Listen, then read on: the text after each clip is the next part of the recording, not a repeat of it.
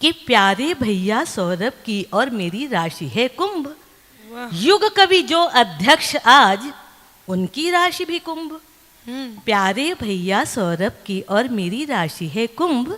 युग कवि जो अध्यक्ष आज, उनकी राशि भी कुंभ। और हीरे मोती काव्य के आप सब बैठे हुए हैं, आप सब कितने बड़े साहित्यकार हैं, हम लोगों को स्नेह दे रहे हैं। और छोटी बहनें बड़ी बहनें बैठी हैं मड़ियों जैसी। तो हीरे मोती काव्य के मड़ियाँ हैं अनमोल। देखिए चांदनी है, मानसी है, सब लोग बैठे हुए हैं, निशा है। देखिए कि प्यारे भैया सौरभ की और मेरी राशि है कुंभ। युग कवि जो अध्यक्ष आज, उनकी राशि भी कुंभ। हीरे मोती काव्य के मड़ियाँ भी अनमोल। संस्कृति संग साहित्य का 3 दिवस कवि कुंभ। संस्कृति संग साहित्य का 3 दिवस कवि कुंभ। आइए। वाह वाह वाह वाह। दीदी एक बात मैं कह दूं, हाँ बताएं। आपकी ये पंक्तियां सुनकर हुआ मुझे है द्वेष, क्योंकि अमित और मैं छूट गए, हमारी राशि है मेष। तालियां जोरदार, तालियां जोरदार से। प्यारी प्यारी बिटिया रानी तुम ना यूं घबराओ, प्यारी बिटिया भैया तुम दोनों ना यूं घबराओ। मैं हूँ बड़ी बहन तुम्हारी, पास मेरे आ जाओ। क्या बात है, वाह। चलिए एक गीत में आज, मुझे टाइम बता दें अनामिका, कितना मिनट है मेरे लिए? दी आप नहीं 5 मिनट हो गए, मैं जय हिंद करके भी। सृष्टि के निर्माण में जो साझेदारी कर सकती है, शिव शक्ति को, शक्ति शिव को शिवकारी कर सकती है, तो पुरुषों जैसा बनने में यूं निज मौलिकता क्या खोना कोई नहीं कर सकता है जो वो नारी कर सकती है।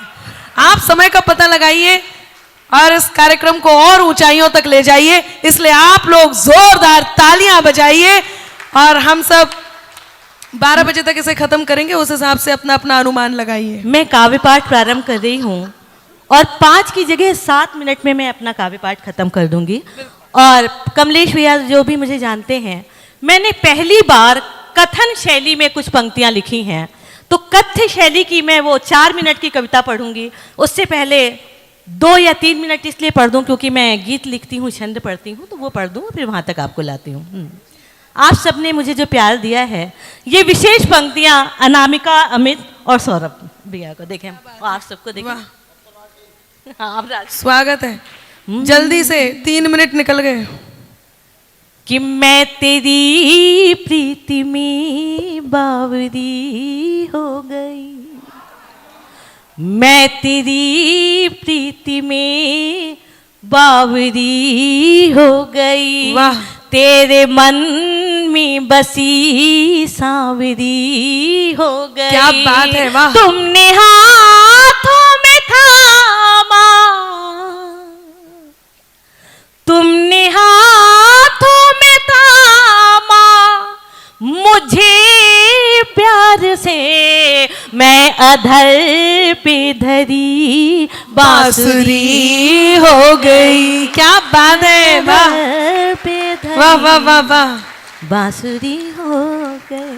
और प्यार हम सबके लिए बहुत जरूरी है। और प्यार की बात आती है तो मैं पूरे मंच के सामने स्वीकार करती हूँ कि इस पूरे काव्य जगत में जितने लोग मेरे सामने बैठे हैं, इकलौते मेरे कवि मित्र, इकलौते आशीष अनल हैं, जिनके लिए मैं भैया नहीं कहती हूँ, जिनके लिए कोई अन्यत्र संबोधन नहीं कहती हूँ। आशीष मेरे मित्र हैं और उस समय के मित्र हैं जब हम लोगों ने 18-19 साल की अवस्था में काव्य पाठ प्रारंभ किया था। आइए, प्यार कैसे जरूरी है देखें। आशीष तुम्ही को समर्पित कर रही हूँ ये पंक्तियां, देखें। स्वागत है आशीष जी। प्यार करने, जब तक ताली नहीं बजाएंगे हम ऐसे ही करेंगे, चाहे 10 मिनट हो जाए। बजा दो। कि प्यार करने की हद कोई होती नहीं है। प्यार करने की हद कोई होती नहीं, कोई धड़कन कभी दिल में सोती नहीं। प्यार का व्याकरण सच न होता अगर, कृष्ण की याद में राधा रोती नहीं। प्रेम अच्छा, का वाह, वाह, वाह, वाह, व्याकरण वाह, वाह। सच ना, क्या बात है। प्रेम का व्याकरण सच ना होता अगर कृष्ण की याद में राधा रोती नहीं। क्या बात कृष्ण है। की याद में। और हम भी उस अवस्था में रहे हैं कभी जिसमें शिखा बैठी हैं, दीप्ति बैठी हुई है, मेरी प्यारी प्यारी छोटी नटखट बहनें बैठी हुई हैं। आइए आशीष तुम्ही को समर्पित ये 4 पंक्तियां भी देखो। खुशबुओं की डगर से, खुशबुओं की, हाँ, वाह वाह वाह वाह वाह। खुशबुओं की डगर से गुजरने लगे, आपसे प्यार हम जब से करने लगे। क्या बात है। खुशबुओं की डगर से गुजरने लगे खड़े हो जाओ आशीष तुम्ही को आपस। सुनो पंक्तियां देखिए कि खुशबुओं की डगर से गुजरने लगे, आपसे प्यार हम जब से करने लगे। हमने दर्पण ना देखा कभी कल तलक, आज छुप छुप के सजने संवरने लगे। खुशबुओं की डगर से गुजरने लगे। और आइए अब इसके बाद मैं एक विशेष गीत जो पढ़ना चाहती हूँ कथ्य शैली का, उसके लिए मैं 3 या 4 मिनट लूंगी। और वो गीत सिर्फ इसलिए है, मैं जो कलकत्ता की जो डॉक्टर बिटिया है वो अपनी माँ से बात कर रही है, वो मरी हुई डॉक्टर बिटिया अपनी माँ से क्या बात कर रही है, सीधे सीधे मरी हुई डॉक्टर बिटिया की अपनी मम्मी से बातचीत। पंक्तियां देखें। काश माँ, अभी तक तो बेटी पढ़ाओ कह रहे थे, बेटी बचाओ बेटी बढ़ाओ, लेकिन जब डॉक्टर बिटिया के साथ ऐसा होता है तो माँ बाप रो रहे हैं और वो डॉक्टर बेटी की आत्मा क्या कह रही है। पंक्तियां देखिए। अगर आप सब सुनना चाहते एक बार मुझे ताली बजा के मेरा उत्साह वर्धन कर दें, क्योंकि मैं तो नॉर्मल पढ़ रही हूँ, पता नहीं किसी को आक्रोश आ गया। ये पंक्तियां देखिए। काश माँ तुम मुझे जन्म से पहले ही मार देती, काश माँ तुम मुझे जन्म देने से पहले ही मार देती तो मुझे कुछ वहशी दरिंदों के हाथों से यूं तो न मरना पड़ता। काश माँ तुम मुझे जन्म से पहले ही मार देती तो मुझे कुछ वहशी दरिंदों के हाथों से यूं तो न मरना पड़ता। बचपन से अब तक कदम कदम पर इस दुनिया और दुनियादारी से कभी ना डरना पड़ता। माँ तुम अगर जन्म से पहले ही मुझे मार देती तो कम से कम मुझे यूं तो ना मरना पड़ता। माँ तुम तो तुम थी, मैं तो पापा की भी प्यारी सी परी थी। माँ तुम तो तुम थी, पर मैं तो पापा की भी प्यारी सी परी थी। तुम्हारे और पापा के साथ होते मैं कब कहाँ किसी से डरी थी। पापा तो अक्सर मुझे बहादुर बिटिया कह के बुलाते थे। पापा तो मुझे अक्सर बहादुर बेटा कहकर बुलाते थे। तुम और पापा तो बचपन में मुझे हमेशा ही अपने साथ सुलाते थे। माँ तुमने और पापा ने मुझे खूब पढ़ाया और लिखाया था। माँ तुमने और पापा ने मुझे खूब पढ़ाया और लिखाया था। बेटियां बेटों से कभी कम नहीं होती, ये भी तो तुम्ही ने बताया था। मैं तो तुम्हारे इसी घर आंगन में खेल कूद कर और पढ़ लिख कर बड़ी हुई थी ना माँ, जानती हो। मैं तो तुम्हारे इसी घर आंगन में खेल कूद कर बड़ी हुई थी और ईश्वर ने माँ के रूप में तुम्हारी एक सुंदर सी मूरत भी गढ़ी हुई थी। माँ उसके बाद तो जैसे माँ तुम्हारे रूप में ईश्वर ने ममता की एक मूरत भी तो गढ़ी थी। मैं तुम्हारे इसी घर आंगन में तो खेल कूद कर आगे बढ़ी थी। ईश्वर ने माँ के रूप में तुम्हारी एक मूरत भी तो गढ़ी थी। इन सब के बीच पता ही नहीं चला कब मैं छोटी से बड़ी हो गई। इन सब के बीच पता ही नहीं चला माँ कि तुम्हारी एक गुड़िया और पापा की बिटिया कब छोटी से बड़ी हो गई और एक दिन मैं तुम्हारी गुड़िया डॉक्टर बनकर अपने पैरों पर खड़ी हो गई। माँ इन सब के बीच पता ही नहीं चला कि मैं कब छोटी से बड़ी हो गई। तुम्हारी और पापा की ये गुड़िया एक दिन डॉक्टर बनकर अपने पैरों पर खड़ी हो गई। माँ तुमने ही तो मुझे ब्रेव गर्ल बनाया था। माँ तुमने ही तो मुझे बहादुर बिटिया और ब्रेव गर्ल बनाया था। सही और गलत में कितना अंतर होता है यह भी तो तुमने ही बताया था।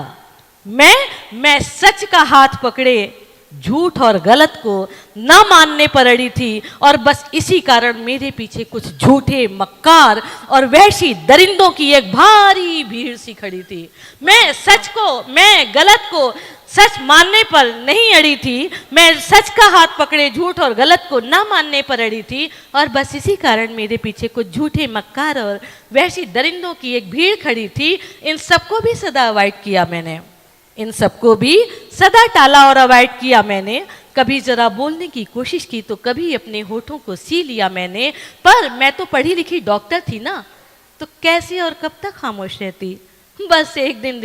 बस एक दिन जरा सा कुछ बोल दिया मैंने, या ये कहूँ तो कुछ लोगों की गलत बातों का राज खोल दिया मैंने। उसके बाद तो जैसे मैं कुछ लोगों की आंखों में खटकने लगी थी और कुछ लोगों के द्वारा बार बार जानबूझकर परेशान किए जाने के कारण मन ही मन चुपचाप खून के घूंट गटकने लगी थी। माँ जानती हो, लगातार 3-4 दिन हॉस्पिटल में ड्यूटी करने के कारण, माँ जानती हो, लगातार 3-4 दिन हॉस्पिटल में ड्यूटी करने के कारण मैं ढंग से ना सो पाती थी ना खा पाती थी। माँ कभी कभी तो मैं कई दिन घर भी कहाँ आ पाती थी।